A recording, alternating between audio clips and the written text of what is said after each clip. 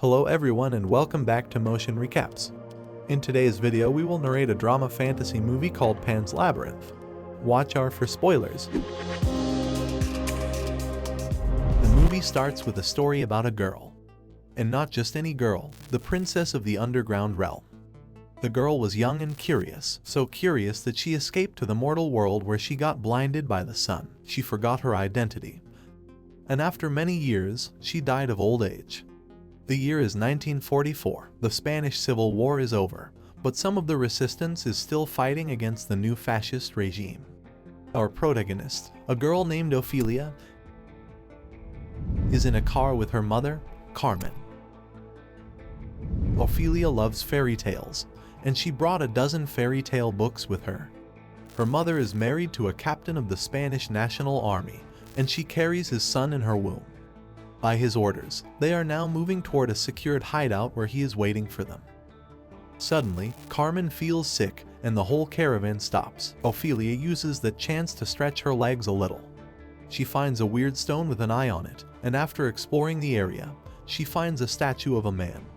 The statue misses the eye, and its mouth is wide open. Ophelia puts the missing piece back in its place, and a bug comes out of the statue's mouth. Ophelia is visibly interested in the bug, but the soldier comes and tells her that they need to go. We can see that the bug is following the convoy. Soon they arrive. The captain named Vidal is waiting for them. He immediately gives a wheelchair to Carmen because he doesn't want her to exhaust herself. Ophelia reaches out with her left hand to greet Vidal, but he grabs her hand tightly and says that she needs to use another one. Ophelia then sees the bug from earlier. It came all this way. Ophelia puts her books down, and she follows the bug until she finds a ruined stone labyrinth. She is amazed by it as she walks around. Suddenly, Vidal's servant Mercedes shows up, and she takes Ophelia back to her mother. On their way to the house, Ophelia tells Mercedes that she doesn't want to call Vidal father because he isn't her real father. Her real father was a tailor who died because of the war. Mercedes understands her, and it's visible that both are starting to like each other. That night a doctor named Ferrero visits her mother, and he gives her medicine for her pain. As he leaves, Mercedes approaches. She asks him about a supply for the gorilla, and we find out that both she and Dr. Ferrero are working with the resistance. After that, Vivaldi is outside interrogating two men. He assumes that they are with gorillas, and he kills them without mercy. Ophelia is in bed with her mother, and the bug visits her. Ophelia shows her a picture of a fairy, and the bug becomes a fairy. Now the fairy leads Ophelia outside, into the labyrinth. In its center, they both climb down the stairs. Ophelia walks around, and she sees a stone monolith. Fairy wakes up an old faun. He introduces herself, and he tells Ophelia that he is her servant. Ophelia is confused, but the faun tells her that she is Princess Mona, and that she bears the sign of a moon on her shoulder. He tells her that she is from the underground world and that her real father is looking for her. To come back to him, she needs to fulfill 3 tasks before the full moon. He gives her a book and a bag with 3 stones inside. Ophelia can see book pages only when she is alone. Tomorrow in the bathroom, Ophelia takes a look at her birthmark that has a moon shape.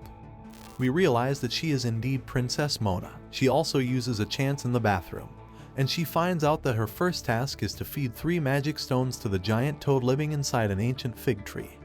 Ophelia doesn't wait a minute, and she immediately goes to. At that time, Vidal and his men see smoke in the forest. They go to investigate, knowing that the gorilla was there. Vidal finds a package that Dr. Ferrero gave to Mercedes, and he takes 1 antibiotic with him. As they go back, we can see that the gorilla is there. Back to Ophelia. She manages to get inside of the tree, and everything is muddy, slimy, and stinky. Eventually, she reaches the toad, and she tricks her into eating stones. The toad vomits up his own stomach lining and deflates into a toad skin rug. Ophelia takes a key from that mass and she returns to the house, all wet and muddy. Carmen is angry at Ophelia because she ruined her new dress. She gives her a lesson while Ophelia is in a bathtub. Later, Ophelia goes back to the labyrinth. She examines the stone monolith better, and there she sees the faun, a girl, and a baby. The faun comes out of nowhere, and he tells her that carving represents them. Ophelia asks Fawn about the baby, but Fawn dodges that question. Ophelia tells Fawn that she manages to complete the task. He congrats her and tells her that she will need the Toad's key for the second task. Tomorrow Carmen gets worse, and she starts bleeding. Dr. Ferrero manages, gives her heavy drugs, and after that, Vidal tells him that if he needs to choose, it's better to save his son. Mercedes escorts Ophelia to her new room, and she comforts her about her mother. There is an emotional bond between them. After that, she takes some supplies, and she sneaks out with Dr. Ferrero, and they visit the guerrilla army that is led by her brother Pablo. The Fawn visits Ophelia, and he is a little angry because she didn't complete the task. She tells him that her mother is sick, and he gives her a mandrake root. He tells her that she needs to put it in a bowl of milk mixed with 2 drops of blood, and then she needs to put the bowl under her mother's bed. He also gives her an hourglass and a piece of chalk for her next task, and also his fairs to guide her. He tells Ophelia that she needs to draw a door with a chalk and explains that she will go to a dangerous place where the monster sleeps. There will be a feast, and she must not eat or drink anything. The Fawn leaves, and Ophelia goes to the destined place. There she finds a table full of food and drinks and a pale humanoid monster sitting by it. There is a plate in front of it, and when Ophelia picks it up, she sees his eyes on it. As she looks around, she also sees horrific paintings of a monster eating and killing children. Ophelia uses the key, and she retrieves a dagger. On her way back, she takes a piece of grape. Fairs try to stop her but in vain. She eats it, and the monster wakes up. It takes its eyes, and it starts looking for Ophelia. 2 fairies try to help Ophelia, but the monster eats them. Ophelia starts running, and on her unluckiness, the door closes.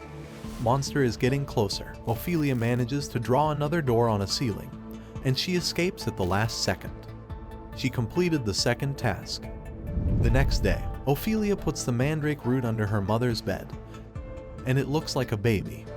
Later, Vidal leads the charge against the guerrilla, and they manage to take one member as a prisoner.